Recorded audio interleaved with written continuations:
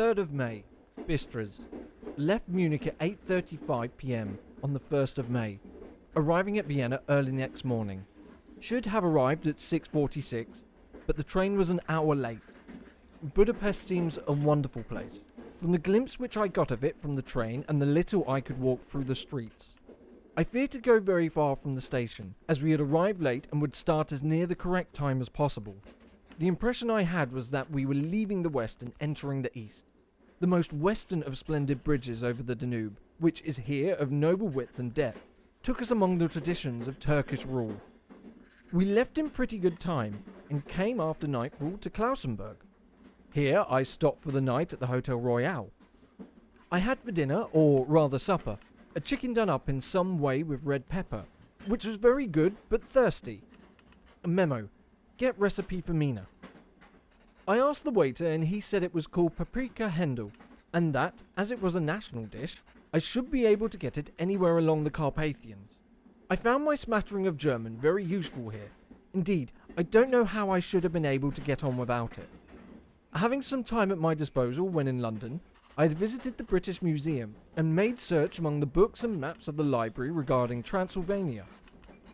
It had struck me that having some foreknowledge of the country could hardly fail to have some importance in dealing with a nobleman of that country. I find that the district he named is in the extreme east of the country, just on the border of 3 states, Transylvania, Moldavia and Bukovina, in the midst of the Carpathian Mountains, one of the wildest and least known portions of Europe. I was not able to light on any map or work giving the exact locations of the Castle Dracula, as there are no maps of this country as yet to compare with our own Ordnance Survey map. But I found that Bistras, the post town named by Count Dracula, is a fairly well-known place. I shall enter here some of my notes, as they may refresh my memory when I talk over my travels with Mina. In the populations of Transylvania, there are 4 distinct nationalities. Saxons in the south, and mixed with them are the Volocks, who are descendants of the Dacians, the Magyars in the west, and the Shalekis in the east and the north. I am going among the latter, who claim to be descendants of Attila and the Huns. This may be so, for when the Magyars conquered the country in the 11th century, they found the Huns settled in it. I read that every known superstition in the world is gathered into the horseshoe of the Carpathians, as if it were the centre of some sort of imaginative whirlpool.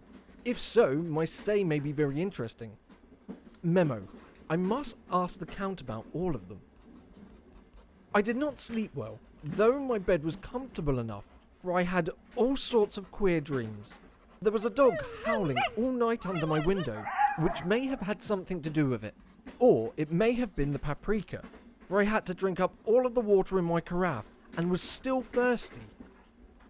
Towards morning, I slept, and was wakened by the continuous knocking at my door, so I guess I must have been sleeping soundly then. I had, for breakfast, more paprika, and a sort of porridge of maize flour, which they says was mamaliaga, and eggplant stuffed with forcemeat, a very excellent dish which they called implatata. Memo: get recipe for this also. I had to hurry breakfast, for the train started a little before 8, or rather it ought to have done so, for after rushing to the station at 7:30, I had to sit in the carriage for more than an hour before we began to move. It seems to me that the further east you go, the more unpunctual the trains are. What ought they to be in? China? All day long we seemed to dawdle through the country, which was full of beauty of every kind. Sometimes we saw little towns or castles on the top of steep hills, such as we see in old missals. Sometimes we ran by rivers and streams which seemed from the great wide stony margins on each side of them to be the subject of great floods. It takes a lot of water, and running strong, to sweep the outside edge of a river clear. At every station there were groups of people, sometimes crowds, and in all sorts of attires. Some of them were just like the peasants at home, or those I saw coming through France and Germany, with short jackets and round hats and handmade trousers, but others were very picturesque. The women looked pretty, except when you got near them, but they were very clumsy about the waist. They had all full white sleeves of some kind of another. and most of them had big belts with lots of stripes or something fluttering from them, like the dresses in a ballet, but of course petticoats under them. The strangest figures we saw were the Slovaks, who are more barbarian than the rest, with their big cowboy hats and great baggy dirty white trousers, white linen shirts, and enormous heavy leather belts, nearly a foot wide, all studded over with brass nails. They wore high boots with their trousers tucked into them, and had long black hair and heavy black mustaches. They are very picturesque, but they do not look prepossessing. On the stage they would be set down at once as some old oriental band of brigands. They are, however, I'm told, very harmless, and rather wanting in natural self-assertion. It was on the dark side of twilight when we got to Bistras, which is a very interesting old place. Being practically on the frontier, for the Borgo Pass leads from it to Bukovina, it has had a very stormy existence, and it certainly shows marks of it. 50 years ago, a series of great fires took place, which made terrible havoc on 5 separate occasions. At the very beginning of the 17th century, it underwent a siege of 3 weeks and lost 13,000 people, the casualties of war proper being assisted by famine and disease. Count Dracula had directed me to go to the Golden Crone Hotel, which I found, to my great delight, to be thoroughly old-fashioned, for, of course, I wanted to see all I could of the ways of the country. I was evidently expected, for when I got near the door, I faced a cherry-looking elderly woman in the usual peasant dress, white undergarment with long double apron front and back, of coloured stuff fitting almost too tight for modesty. When I came close, she bowed and said, "The Herr Englishman?" "Yes," I said, "Jonathan Harker." She smiled and gave some message to an elderly man in white shirt sleeves who had followed her to the door.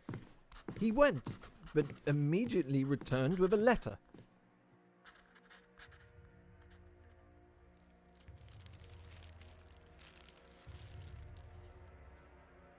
My friend, welcome to the Carpathians. I am anxiously expecting you. Sleep well tonight. At 3 tomorrow, the diligence will start for Bukovina, a place on it is kept for you. At the Borgo Pass, my carriage will await you and will bring you to me. I trust that your journey from London has been a happy one, and that you will enjoy your stay in my beautiful land. Your friend, Dracula.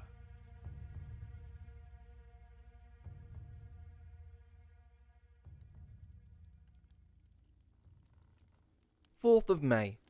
I found that my landlord had got a letter from the Count, directing him to secure the best place on the coach for me. But, on making inquiries as to the details, he seemed somewhat reticent, and pretended he could not understand my German. This could not be true, because up to then he had understood it perfectly. At least, he answered my questions exactly as if he did. He and his wife, the old lady who had received me, looked at each other in a frightened sort of way. He mumbled out that the money had been sent in a letter, and that was all he knew. When I asked him if he knew Count Dracula, and could tell me anything of the castle, both he and his wife crossed themselves, and, saying that they knew nothing at all, simply refused to speak further. It was so near the time of starting that I had no time to ask anyone else, for it was all too mysterious, and not by any means comforting. Just before I was leaving, the old lady came up to my room, and said in a hysterical way, "Must you go? Oh, young Herr, must you go?" She was in such an excited state that she seemed to have lost grip on what German she knew, and mixed it up with some other language which I did not know at all. I was just able to follow her by asking many questions. When I told her that I must go at once, and that I was engaged on important business, she asked again. "Do you know what day it is?" I answered that it was the 4th of May. She shook her head and said again, "Oh, yes, I know that. I know that.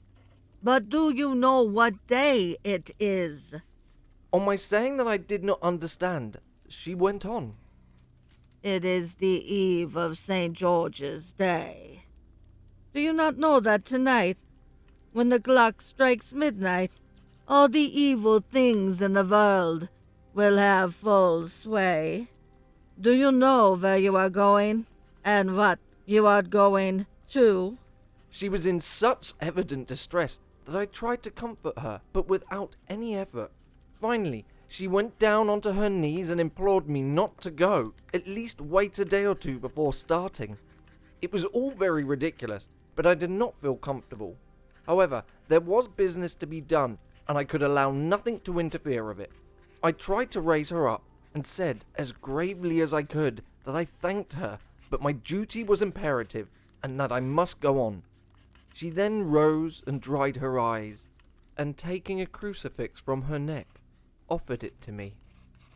I did not know what to do, for, as an English churchman, I had been taught to regard such things in some measure of idolatrous, and yet it seemed so ungracious to refuse an old lady meaning so well, and in such a state of mind. She saw, I suppose, the doubt in my face, for she put the rosary around my neck and said, For your mother's sake. and went out of my room. I am writing up this part of the diary whilst I'm waiting for the coach, which is, of course, late, and the crucifix is still around my neck. Whether it is the old lady's fear, or the many ghostly traditions of this place, or the crucifix itself, I do not know, but I'm not feeling nearly as easy in my mind as usual. If this book should ever reach Mina before I do, let it bring my goodbye. Here comes the coach.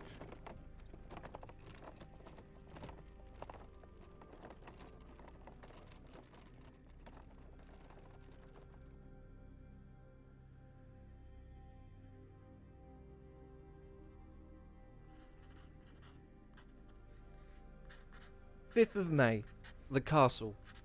The grey of the morning has passed, and the sun is high over the distant horizon, which seems jagged, whether with the trees or hills I know not, for it is so far off the big things and little are mixed.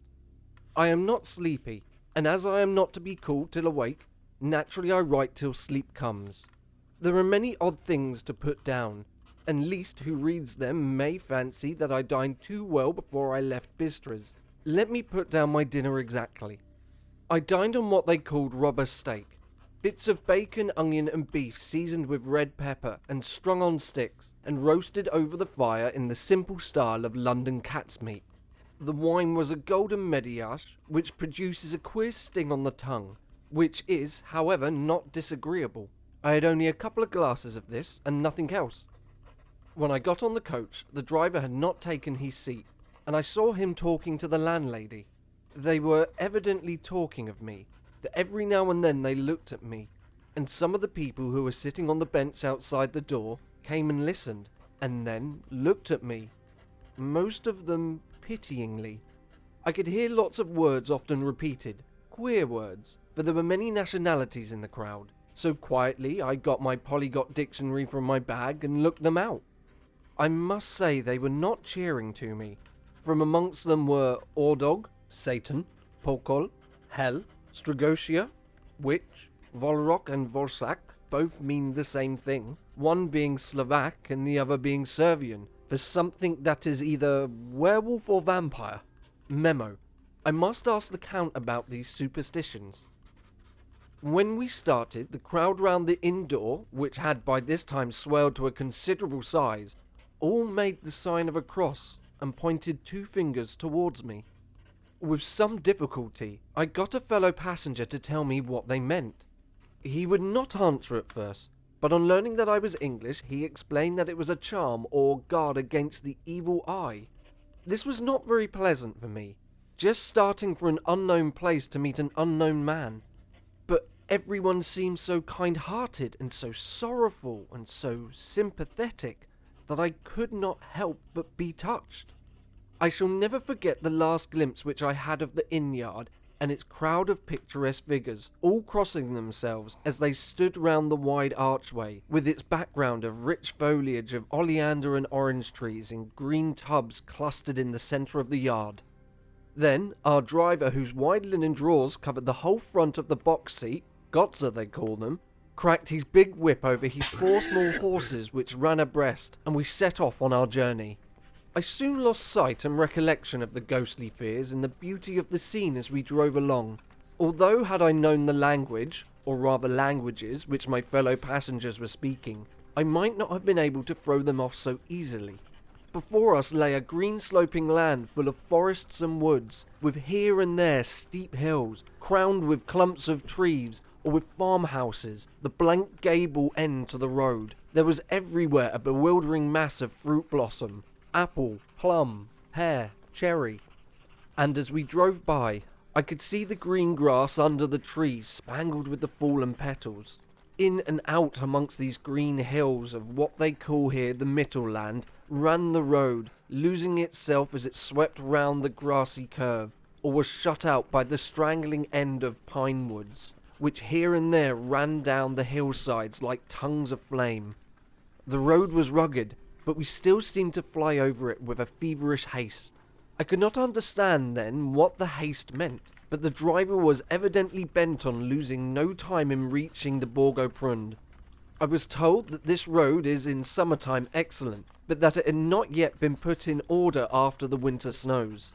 In this respect, it is different from the general run of the roads in the Carpathians, for it is an old tradition that they are not to be kept in too good order. Of old, the hospodars would not repair them, lest the Turks should think that they were preparing to bring in foreign troops, and so hasten the war which has always been really at loading point. Beyond the green swelling hills of the Mittelland rose mighty slopes of forest up the lofty steps of the Carpathians themselves. Right and left of us they towered, with the afternoon sun falling upon them, bringing out all of the glorious colours of this beautiful range, deep blue and purple in the shadows of the peak, green and brown with the grass and rock mingled, and an endless perspective of jagged rock and pointed crags, till these were themselves lost in the distance, where the snowy peaks rose grandly. Here and there seemed mighty rifts in the mountains, through which, as the sun began to sink, we saw now and again the white gleam of falling water. One of my companions touched my arm as we swept round the base of the hill, and opened up the lofty snow-covered peak of a mountain, which seemed, as we wound on our serpentine way, to be right before us. Look, ist ein Schicke, Gott sieht. And he crossed himself reverently. As we wound our endless way, and the sun sank lower and lower behind us, the shadows of the evening began to creep round us. This was emphasized by the fact that the snowy mountain tops still held the sunset, and seemed to glow with a delicate cool pink. Here and there we passed Czechs and Slovaks, all in picturesque attire, but I noticed that the Goiter were painfully prevalent. By the roadside there were many crosses, and as we swept by, my companions all crossed themselves. Here and there was a peasant man or woman kneeling before a shrine, who did not even turn around as we approached, but seemed in the self-surrender of devotion to have neither eyes or ears for the outer world. There were many things new for me. For instance, hayricks in the trees, and here and there very beautiful masses of weeping birch, their white stems shining like silver through the delicate green of the leaves. Now and again we passed litter wagons, the ordinary peasant's cart, with its long snake-like vertebrae calculated to suit the inequalities of the road. On this was sure to be seated quite a group of homecoming peasants, the Czechs with their white, and the Slovaks with their coloured sheepskins, the latter carrying lance-fashion their long staves, with axe at end. As the evening fell, it began to get very cold, and the growing twilight seemed to merge into one dark mistiness, the gloom of the trees, oak, beech, and pine, though in the valleys which ran deep between the spurs of the hills, as we ascended through the pass, the dark firs stood out here and there against the background of late-lying snow. Sometimes, as the road was cut through the pine woods that seemed in the darkness to be closing down upon us, great masses of greyness which here and there bestrewed the trees produced a peculiarly weird and solemn effect. which carried on the thoughts and grim fancies engendered earlier this evening, when the falling sunset threw into a strange relief the ghost-like clouds which amongst the Carpathians seemed to wind carelessly through the valleys. Sometimes the hills were so steep that, despite our driver's haste, the horses could only go slowly. I wished to get down and walk up them as we do at home, but the driver would not hear of it. No, no. He said, You must not walk here.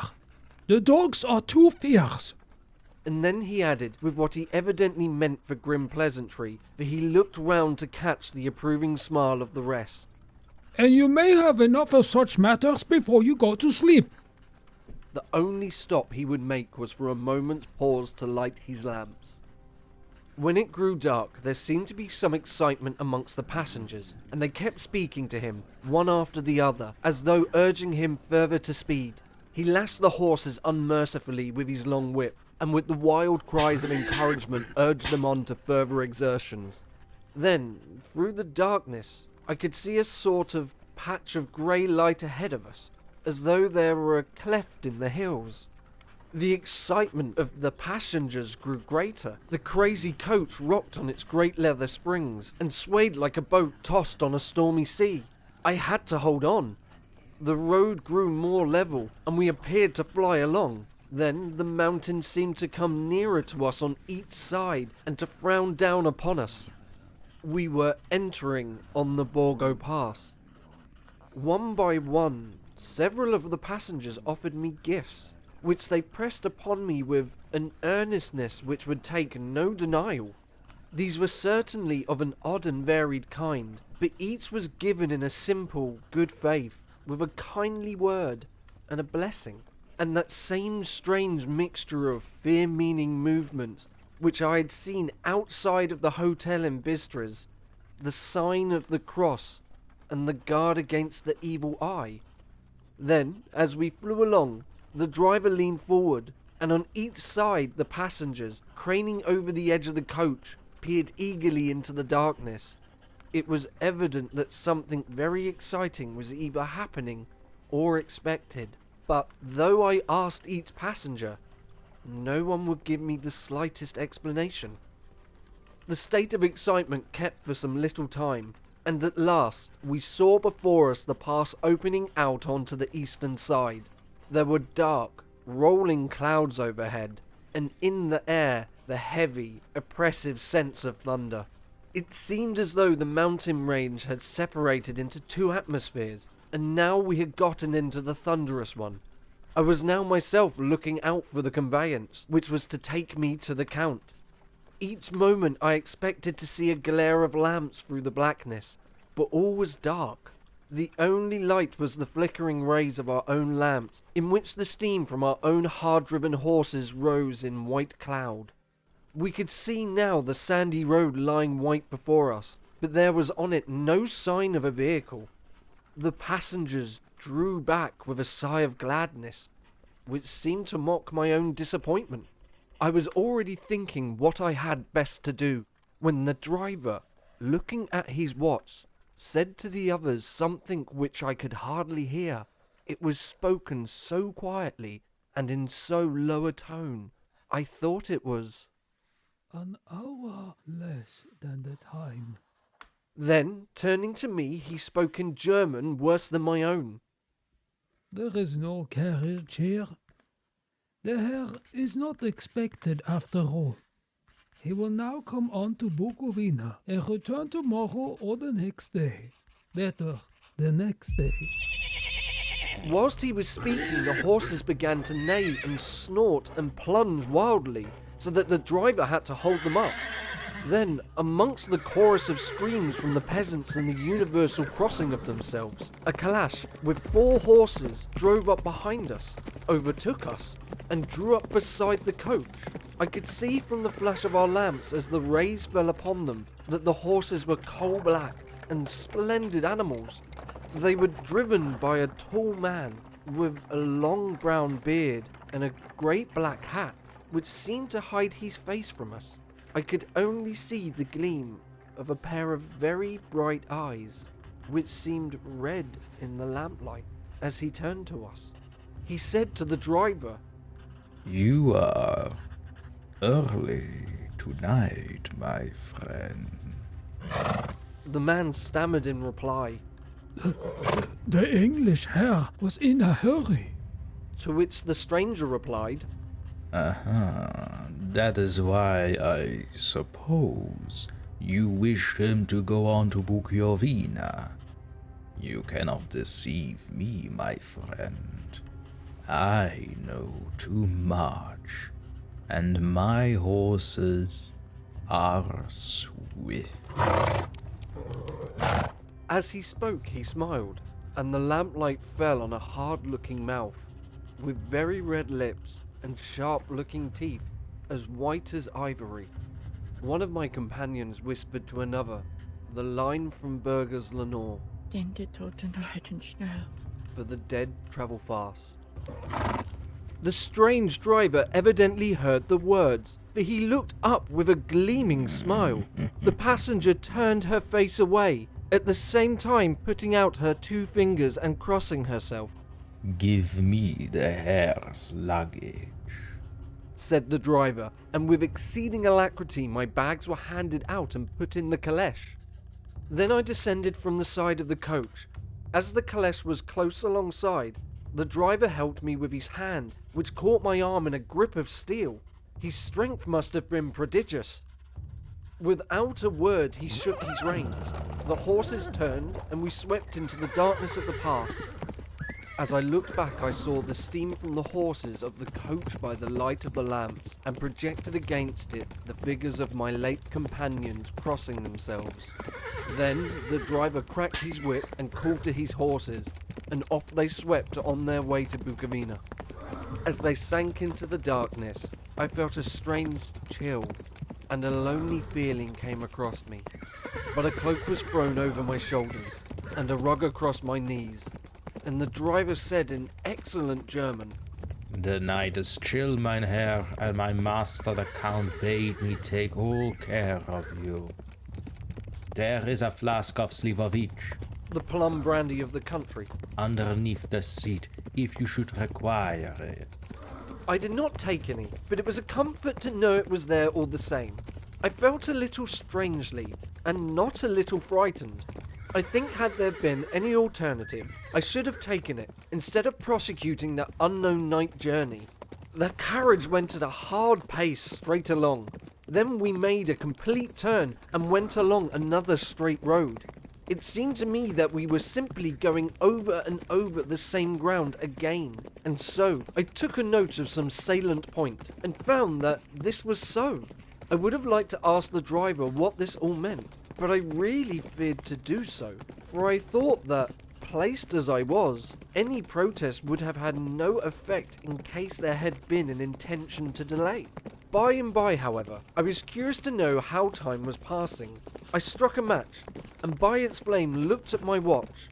It was within a few minutes of midnight.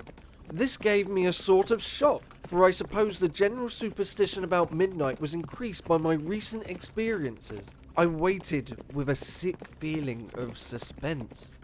Then a dog began to howl, somewhere in a farmhouse far down the road. A long, agonized wailing, as if from fear. The sound was taken up by another dog, and then by another and another, till, borne on the wind which now sighed softly through the pass, a wild howling began, which seemed to come from all over the country, as far as the imagination could grasp it through the gloom of the night. At the first howl, the horses began to strain and rear, but the driver spoke to them soothingly, and they quietened down, but shivered and sweated as though after a runaway from a sudden fright. Then, far off in the distance, from the mountains on either side of us began a louder and sharper howling, that of wolves, which affected both the horses and myself in the same way. For I was minded to jump from the caleche and run, whilst they reared again and plunged madly, so that the driver had to use all his great strength to keep them from bolting. In a few minutes, however, my own ears got accustomed to the sound, and the horses so far became quiet that the driver was able to descend and stand before them. He petted and soothed them, and whispered something in their ears, as I have heard horse tamers doing, and with extraordinary effect, for under his caresses they became quite manageable again, though they still trembled. The driver again took his seat, and shaking his reins, started off at a great pace. This time, after going to the far side of the pass, he suddenly turned down a narrow roadway which ran sharply to the right. Soon we were hemmed in by trees, which in places arched right over the roadway till we passed as through a tunnel. And again, great frowning rocks guarded us boldly on either side. Though we were in a shelter, we could hear the rising of wind, for it moaned and whistled through the rocks, and the branches of the trees crashed together as we swept along. It grew colder and colder still, and fine powdery snow began to fall, so that soon we and all around us were covered with a white blanket. The keen wind still carried the howling of the dogs, though this grew fainter as we went on our way. The baying of the wolves sounded nearer and nearer, as though they were closing around us from every side. I grew dreadfully afraid, and the horses shared my fear. The driver, however, was not in the least bit disturbed. He kept turning his head left and right, but I could not see anything through the darkness. Suddenly, away on our left, I saw a faint, flickering blue flame. The driver saw it at the same moment. He at once checked the horses and, jumping to the ground, disappeared into the darkness. I did not know what to do, the less as the howling of wolves grew closer. But while I wondered, the driver suddenly appeared again, and without word, took his seat, and we resumed our journey. I think I must have fallen asleep, and kept dreaming of the incident, for it seemed to be repeated endlessly, and now looking back, it is like a sort of awful nightmare. Once the flame appeared so near the road that even in the darkness around us, I could watch the driver's motions. He went rapidly to where the blue flame arose, and it must have been very faint, for it did not seem to illuminate the place around it at all, and gathering a few stones, form them into some device. Once there appeared a strange optical effect, where he stood between me and the flame. He did not obstruct it, for I could see its ghostly flicker all the same. This startled me, but as the effect was only momentary, I took it that my eyes were deceiving me, straining through the darkness. Then for a time there was no blue flames, and we sped onwards through the gloom, with the howling of the wolves around us, as though they were following in a moving circle. At last, there came a time where the driver went further afield than he had yet gone, and during his absence, the horses began to tremble worse than ever, and snort and scream with fright. I could not see any cause for it, for the howling of the wolves had ceased altogether. But just then, the moon, sailing through the black clouds, appeared behind the jagged crest of a beetling, pine-clad rock, and by its light I saw around us a ring of wolves, with white teeth and lolling red tongues, with long, sinewy limbs and shaggy hair. They were 100 times more terrible in the grim silence which held them than even when they howled. For myself, I felt a sort of paralysis of fear. It is only when a man feels himself face to face with such horrors that he can understand their true importance. All at once, the wolves began to howl, as though the moonlight had some peculiar effect on them. The horses jumped about and reared, and I looked helplessly around with eyes that rolled in a way painful to see. But the living ring of terror encompassed them on every side, and they had perforce to remain within it. I called to the coachman to come, for it seemed to me that our only chance was to try and break out through the ring to aid his approach. I shouted and beat the side of the caleche, hoping that the noise to scare the wolves from the side, so to give him a chance of reaching the trap. How he came there, I know not, but I heard his voice raised in a tone of imperious command, and looking towards the sound, saw him stand in the roadway. As he swept his long arms, as though brushing aside some implacable obstacle, the wolves fell back, and back further still. Just then a heavy cloud passed across the face of the moon, so that we were again in darkness. When I could see again, the driver was climbing into the caleche, and the wolves disappeared. This was all so strange and uncanny that a dreadful fear came upon me, and I was afraid to speak or move. The time seemed indeterminable as we swept on our way, now in almost complete darkness, for the roiling clouds obscured the moon. We kept on ascending, with occasional periods of quicker descent, but in the main always ascending. Suddenly, I became conscious to the fact that the driver was in an act of pulling up the horses in the courtyard of a vast ruined castle, from whose tall black windows came no ray of light, and whose broken battlements showed a jagged line against the sky.